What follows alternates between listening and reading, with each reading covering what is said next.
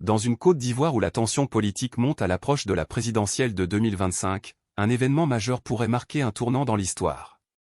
Le samedi 16 août, à Yopougon, Laurent Gbagbo, ancien président de la République et leader du Parti des peuples africains Côte d'Ivoire, PPACI, accueillera Pascal Affi N'Guessan, président du Front populaire ivoirien, FPI, lors d'un grand meeting. Cette rencontre, qui réunira deux figures historiques de la gauche ivoirienne, suscite l'espoir d'une réconciliation après plus d'une décennie de division. Mais dans un contexte électoral tendu, quelles sont les véritables implications de ce rapprochement? Laurent Gbagbo et Pascal Affi N'Guessan, autrefois alliés, ont vu leurs relations se détériorer après la crise post-électorale de 2010 à 2011. À l'époque, Gbagbo, détenu par la Cour pénale internationale à La Haye, laissait un vide au sein du FPI. Affi N'Guessan, son ancien Premier ministre, revendiquait la direction du parti, déclenchant un conflit juridique et politique. En 2021, de retour en Côte d'Ivoire après son acquittement, Gbagbo décide de clore ce bras de fer. Lors d'un discours mémorable au Palais de la Culture, il déclare « Laissons Affi avec l'enveloppe qu'il détient. Nous allons baptiser le FPI autrement et continuer la lutte. » Ainsi naît le PPACI, un nouveau mouvement pour porter ses ambitions. Ce geste marque une volonté de dépasser les rancunes, mais les relations restent marquées par une méfiance tenace. L'invitation d'Affi N'Guessan à Yopougon, un bastion historique de la gauche ivoirienne, est un signal fort. Gbagbo, qui prépare un message crucial pour ses lieutenants en vue de 2025, semble tendre la main à son ancien rival.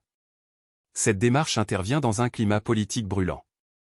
Gbagbo et son allié Tidjane Thiam, leader du PDCI-RDA, ont récemment organisé une marche le 9 août pour exiger des élections inclusives, transparentes et démocratiques.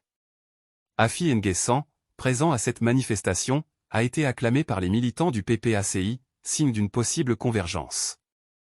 Accompagné d'une délégation de poids, avec des figures comme Niepa Barthélemy et Liagnan Ferdinand, Affi pourrait incarner une image d'unité aux côtés de Gbagbo. Mais cette réconciliation est-elle durable? La gauche ivoirienne reste fracturée.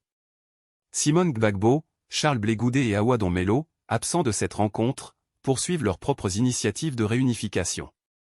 Les décisions judiciaires controversées, excluant Gbagbo et Thiam du processus électoral, compliquent davantage la donne.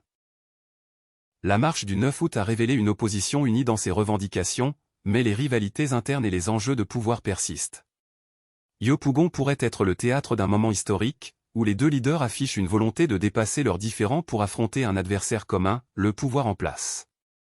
Ce rendez-vous n'est pas seulement symbolique. À un an de la présidentielle, il pourrait redessiner les contours de l'opposition ivoirienne. Gbagbo, avec son charisme et son aura populaire, reste une figure incontournable. Affi N'Guessan, de son côté, dispose d'une structure partiale solide. Ensemble, ils pourraient mobiliser une base électorale conséquente, mais les défis sont immenses. Les dissensions historiques, les exclusions électorales et les ambitions concurrentes au sein de la gauche risquent de freiner cet élan. La présence d'une forte délégation du FPI et l'absence de certains acteurs clés soulignent la complexité de cette entreprise. Le meeting de Yopougon sera scruté par toute la Côte d'Ivoire. Réussiront-ils à surmonter des années de méfiance pour former un front uni? Ou s'agit-il d'une simple opération de communication? Une chose est sûre, dans un pays marqué par des crises électorales à répétition, l'issue de cette rencontre pourrait déterminer l'avenir politique de la nation. Alors que la date approche, les Ivoiriens retiennent leur souffle, espérant que ce moment marquera le début d'une nouvelle ère pour la gauche, ou au contraire, un énième rendez-vous manqué.